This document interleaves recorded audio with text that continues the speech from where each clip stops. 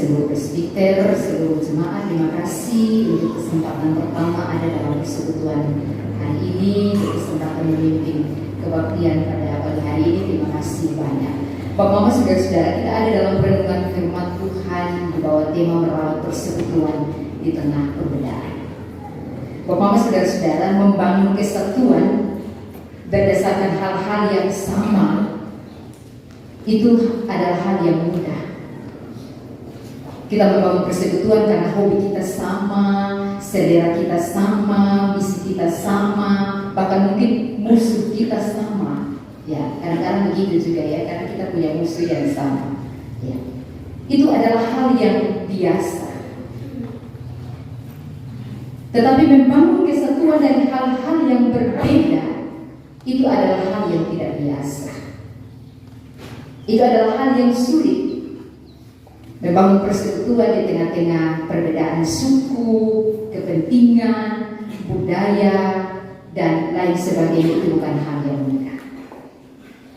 Tetapi Bapak Mama, saudara-saudara yang diberkati Tuhan, pada sisi yang lain kita mesti sadar bahwa hal bersatu bukan berarti bahwa menghilangkan seluruh keunikan pribadi tiap-tiap kita. Jadi karena kita bersatu dalam satu tim, misalnya tim bola kaki, misalnya sekarang lagi ruas dekat ya.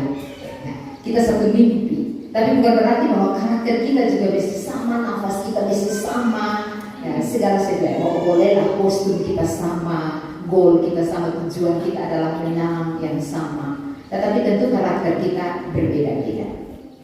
Setiap orang punya keunikan. Dan bersatu bukan berarti bahwa kita meleburkan diri dalam sebuah komunitas sehingga kita kehilangan jati diri. Tidak. Bukan itu konteks kesatuan yang dibilang oleh Paulus. Sehingga pertanyaan bagi kita untuk menuntun kita dalam perenungan firman Tuhan hari ini adalah bukan hanya tentang mengapa kita berbeda, tetapi juga pertanyaan selanjutnya, untuk apa kita berbeda? Itu dua pertanyaan yang akan menuntun kita dalam perenungan firman Tuhan hari ini. Mengapa kita berbeda dan untuk apa kita berbeda? Bapak, saya ajak kita sekalian, mari sejenak, coba kita lihat ke kiri dan ke kanan kita. Coba Bapak menemukan apakah ada perbedaan di sisi kiri kanan muka belakang. Coba Bapak lihat. Silakan lihat, jangan lihat yang jauh-jauh, yang di sebelah kirimu, kananmu, mukamu atau belakang. Ada temukan perbedaan kok? Ada. Ya, tidak perlu Bapak menjawab, kepada saya jawab sedalam hati. Ada toh? Iya, pasti ada. Sekarang yang berikut coba kita lihat kita berdiri, lihat diri sendiri. Lihat anggota tubuh kita, coba lihat tangan atau lihat rambut misalnya. Apakah ada perbedaan? Kita berdiri sendiri, kita berdiri. Coba lihat, kita berjari. Sama panjang. Yang ada uban-uban, lihat semuanya uban atau ada uban, ada yang hitam. Ya. Bayangkan Bapak, dalam diri kita saja, hal sekecil itu pun Allah izinkan untuk perbedaan itu terjadi. Dalam diri satu orang yang kita berdiri saja, jari saja, ada yang paling pendek, ada yang paling panjang, ada yang paling kecil dan ada yang paling gemuk. Ya toh, ibu jari ini dia paling gemuk dan ini yang paling kecil. Ya toh, dalam diri kita saja Allah mengizinkan perbedaan itu terjadi. Silakan Bapak berefleksi tentang perbedaan-perbedaan itu, baik orang lain maupun diri kita sendiri. Silakan Bapak berefleksi. Dan Bapak mau bilang apa tentang perbedaan?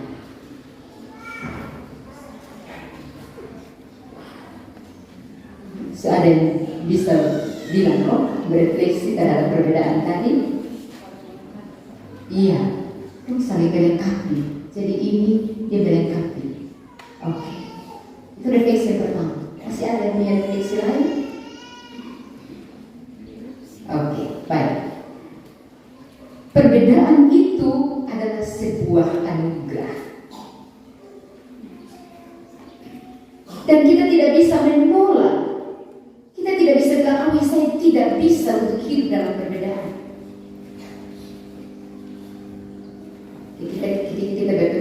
suami atau kita punya istri, kita tahu dan kita ada perbedaan. Tapi kalau sampai hari ini kita survive, kita tetap eksis, kita tetap jatuh cinta setiap hari pada orang yang sama, itu terlalu luar biasa. Jatuh cinta berpuluh-puluh tahun pada orang yang sama, itu hal yang luar biasa. Perbedaan itu adalah anugerah. Perbedaan itu adalah sebuah keindahan dan keunikan.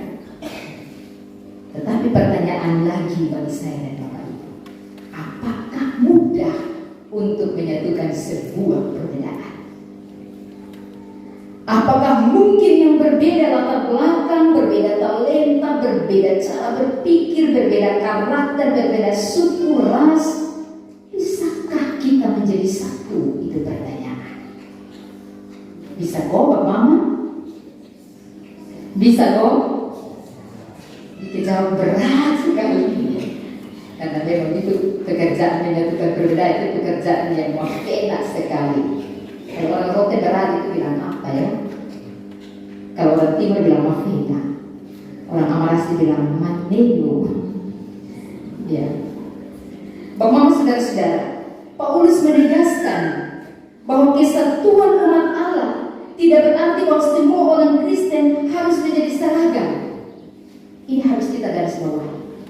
Bicara tentang persekutuan kekristenan, kita tidak sedang bicara tentang keseragaman. Kita seragam dalam segala hal. Bukan kesatuan seperti ini yang dimaksudkan oleh Allah dan yang diproklamirkan oleh Paulus.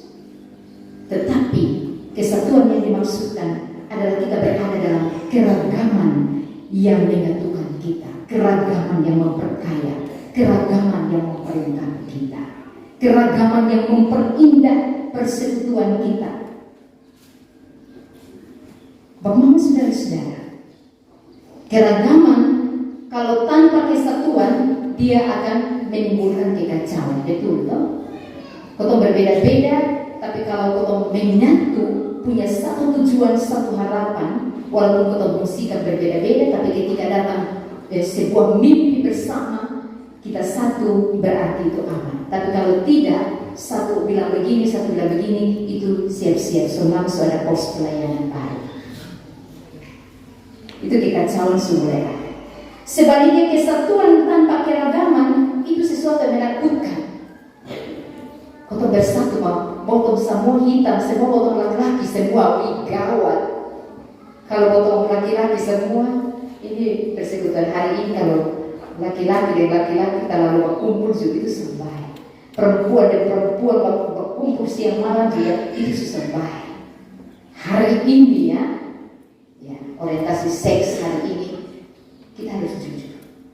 Kalau dulu beda, ingat dulu waktu masih nona-nona baru tahu nama keluar, orang tua larang betul sudah boleh. Kalau betul mulai ada bersuka, kita dilarang tidak boleh. Laki-laki muda dan nona muda sering berjalan sama-sama dan sama betul suruh ada isi. Tapi kalau hari ini orang tua mulai kasih ingat, kalau laki-laki dan laki-laki terlalu sama-sama, tidur sama-sama terus, berbocah di mana-mana terus, itu sudah tanda tanya. Jadi kalau kesatuan tapi tidak ada perbedaan, itu juga sesuatu yang menakutkan. Itu sebuah ancaman, ya. Panggilan Allah untuk kita menjadi satu tidak membuat kita kehilangan jati diri, tidak membuat kita kehilangan kemampuan dan talenta. Karena tiap-tiap kita Tuhan kasih talenta yang berbeda-beda. Karena itu di ayat 7 Paulus bilang bahwa Tuhan memberi kepada tiap-tiap anggota jemaat karunia yang berbeda-beda. Di sini dia bilang bahwa ada yang berperan berfungsi sebagai rasul, ada yang sebagai nabi, sebagai pemberita Injil, sebagai gembala, sebagai pengajar. Bayangkan kalau semua jadi gembala, sama jadi domba, semua jadi pengajar, sama jadi murid. Semua ngomong abis kita omong yang tembok. Semua itu bertujuan untuk membangun dan menyatukan tubuh Kristus. Paulus menegaskan bahwa merawat persatuan di tengah perbedaan itu ada di dasar. Kenapa sehingga Paulus mati-matian dia memproklamirkan bahwa mari kita rawat persatuan persatuan persekutuan walaupun kita ada di tengah-tengah perbedaan.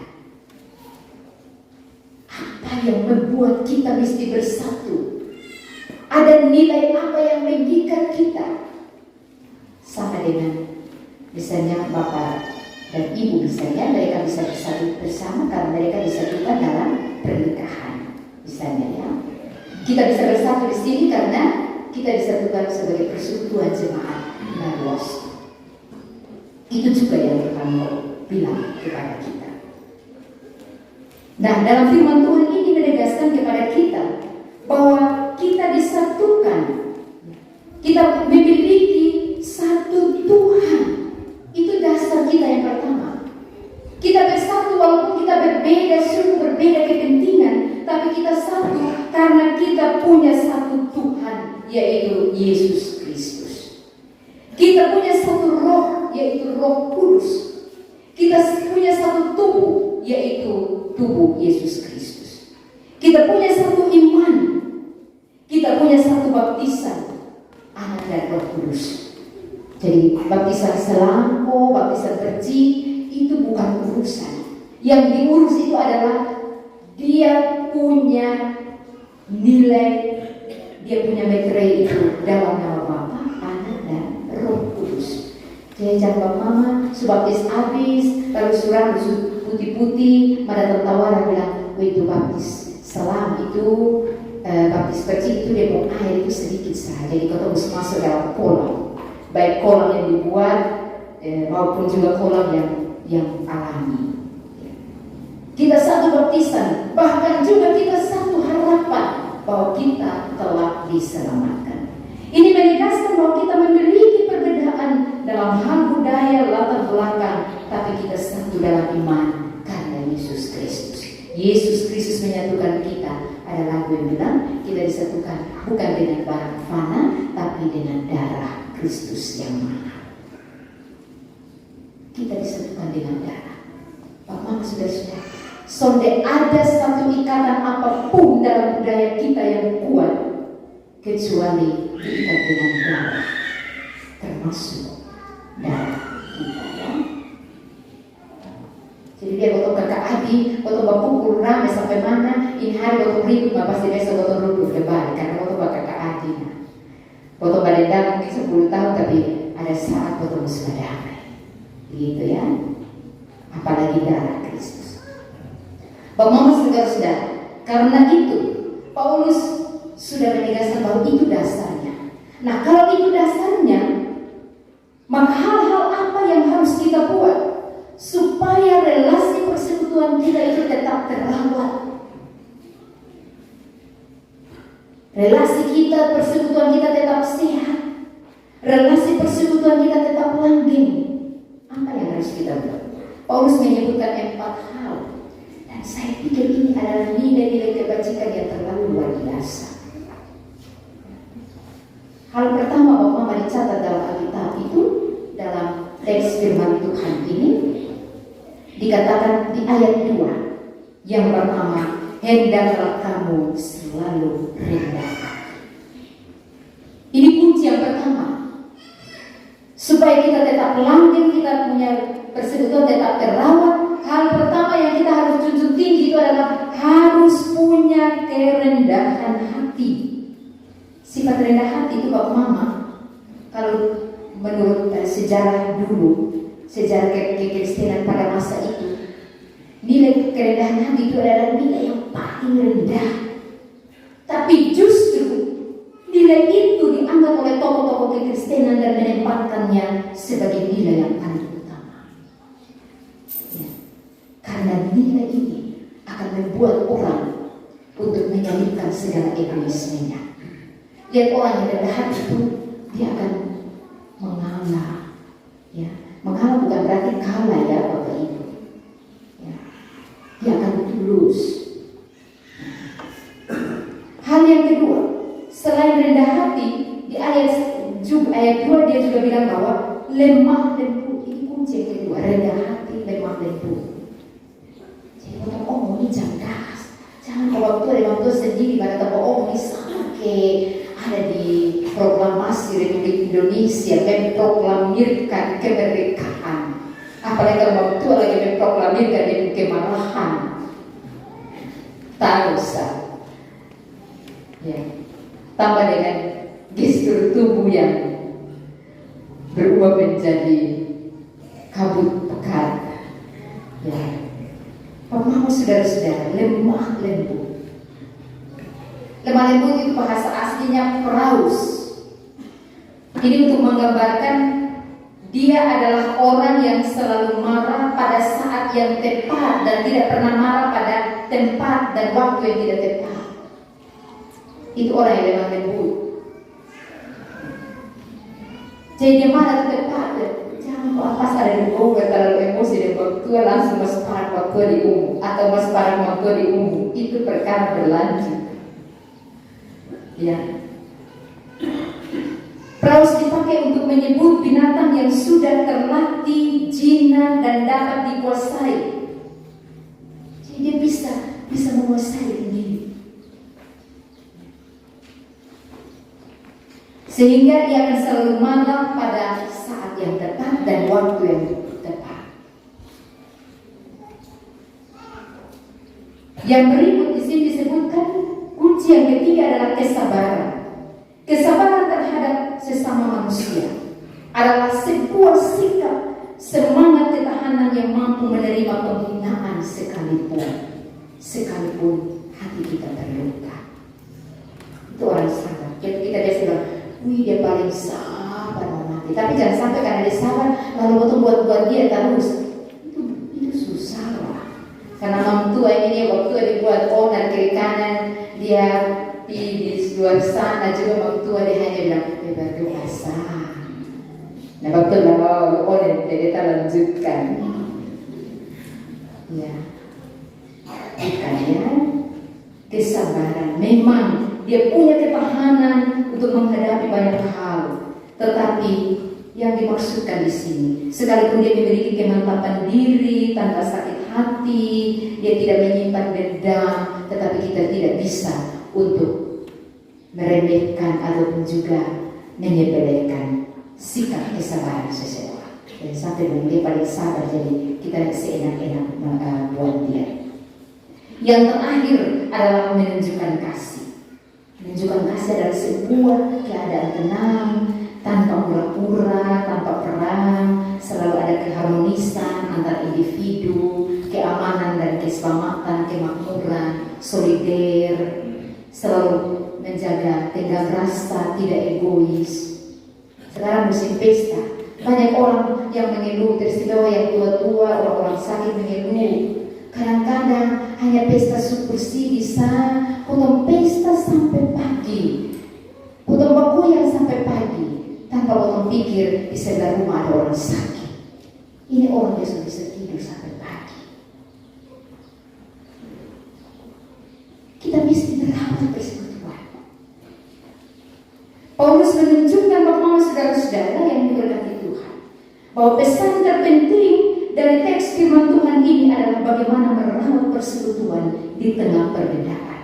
Meskipun kita memiliki perbedaan maka pemikiran, pandangan, tetapi kita dipanggil untuk hidup dalam kasih dan kebenaran. Kita dipanggil untuk saling menghormati, saling mendengar, dengan memberi prioritas terhadap satu dengan yang lain. Jangan kita sedikit mesti ikut kita mau. Atau juga harus rendah hati untuk mendengarkan orang lain. Melatih pendengaran ini, melatih hati ini untuk selalu mendengarkan orang lain. Ini salah satu kunci merawat persekutuan. Kita juga harus melatih hati ini, melatih diri ini, melatih mata ini untuk melihat orang lain secara utuh. Jangan hanya lihat dia ini hari ini dia pernah mau masa saya. Tanpa untuk lihat dia masa saya karena dia ada sibuk dengan keluarga, ada sakit, dia baru habis kedukaan mungkin. Ya. Memang saudara-saudara, kita sedang ada dalam bulan kebangsaan. Hari ini tanggal 13, 4 hari lagi kita akan merayakan hari kemenangan proklamasi. Kita merayakan bulan kebangsaan dalam asas yang masih sama dari dulu, sekarang bahkan nanti sampai selama-lamanya, yaitu Bhinneka Tunggal Ika. bersatu dalam perbedaan. Kita berbeda-beda, tetapi kita tetap satu. Kita berbeda pulau, berbeda agama, berbeda suku, berbeda budaya, berbeda alam. Tetapi itu semua merupakan mahakarya pemberian Tuhan. Dan karena itu Bapak Mama, hari ini Indonesia terkenal karena mahakarya yang Allah anugerahkan. Ada labuhan bajo yang begitu indah, ada Bali yang indah, ada teres yang indah, ya. Dan ada semua yang indah. Bayangkan kalau hanya satu saya indah di Labuhan Bajo, atau semua Bimar Ulu di sana. Hari ini kita tidak perlu, kita pilih lokal aja, kita indah. Kita pilih batu raut aja, kita indah. Begitu ya Bapak. Kota Dinawas itu juga tentu indah. Ya. Bapak Mama, saudara-saudara yang diberkati dan dikasihi oleh Yesus Kristus. Kita belajar firman Tuhan pagi hari ini. Bahwa firman Tuhan ini menjadi panduan bagi kita dalam merawat persekutuan kita. Mari kita bekerja sama untuk menjaga persekutuan tubuh Kristus. Mari kita menjadi cahaya kasih dalam dunia. Kita mesti berbeda dari dunia. Jemaat-jemaat gereja, jemaat-jemaat Narwastu mesti menjadi cahaya. Khotbah minggu lalu, minoritas 10 orang punya dampak terhadap bangsa Sodom Gomora. Kekristenan kita mesti memberi cahaya kepada bangsa ini. Kontribusi kita menjaga keutuhan gereja, keutuhan keluarga, keutuhan lingkungan di sekitar kita adalah kontribusi kita bagi bangsa ini. Pertanyaan bagi kita semua, jemaat Narwastu dan kita semua yang hadir hari ini. Apakah kita semua sudah bersatu dalam perbedaan? Kita semua bekerja sebagai pendeta, penatua, diaken, pengajar, sebagai BPP, UPP, sebagai pengurus kategorial, sebagai jemaat, sebagai ketua-ketua lingkungan, ketua rayon. Apakah kita semua sebagai sebuah tim kerja, sebagai tim work yang bekerja bersama-sama untuk tujuan yang sama, atau untuk kerja sama-sama tapi untuk tujuan yang berbeda-beda? Kemarin dalam PA, pendeta dia bilang begini, dia dalam sebuah perjalanan menuju ke luar kota, di atas sambil di ruang tunggu, mereka tunggu, dia ambil laptop, lalu dia mulai ketik-ketik bahan, sambil juga ada teman yang satu dia juga ambil laptop, dia kerja. Pertanyaannya, dua-dua ambil laptop dan kerja sama-sama ketik, tapi apakah mereka punya kerja yang sama? Pasti paling kerja dia punya itu Pak, mungkin dia kerja dia punya. Jangan sampai potong gereja juga gitu, potong pegang satu laptop tapi potong kerja yang berbeda-beda. Artinya boleh kerja berbeda-beda, tetapi tujuan kita sama. Itu yang paling penting. Jadi kita bekerja dalam porsi kita yang berbeda-beda, oke, tapi tujuan yang sama. Bekerja sebagai kategori yang ibu, bapak, sebagai presbiter dan sebagainya, tapi seluruh tujuan kita adalah merawat persekutuan. Dan karena itu kita tidak sama sekali punya sikap bahwa saya yang paling capek, saya yang paling berjasa. Ini gereja berdiri karena kita. Itu bukan sikap merawat persekutuan. Sikap-sikap itu menciderai persekutuan yang telah dibangun oleh Kristus dengan darah yang mahal. Jangan sampai itu keselamatan yang mahal, yang harga sampai orang bisa bayar, dia menjadi murah hanya karena orang egois. Hanya karena orang punya kepentingan diri sendiri, lalu kita menciderai, merendahkan sesuatu yang berharga dan bermartabat. Kalau untuk barang emas, untuk beli sedia 50 juta, lalu orang ambil ke orang ijak-ijak, itu untuk bawa kerairannya lah. Dan demikian juga dengan hal keselamatan. Tuhan kasih terlalu mahal sampai mati di kayu salib, lalu untuk hanya menciderai dengan motor sikut mengikut, lalu bilang bahwa beta paling berjasa, beta kasih tahu beta paling capek di gereja. Tidak bisa. Kita tidak bisa bilang begitu. Karena setiap orang, sekecil apapun dia punya peranan, itulah keindahan, itulah anugerah yang harus kita hargai. Karena itu pertama, merawat persekutuan, menghargai perbedaan, meletakkan egoisme, dan mengutamakan kerendahan hati, kelembutan hati, kesabaran, dan kasih. Itu yang menjadi utama. Kelembutan hati, kesabaran, kasih, itu adalah kunci untuk membuka selot-selot yang tertutup, membuka peruntukan semua tembok-tembok yang menjadi pemisah bagi kita. Amin.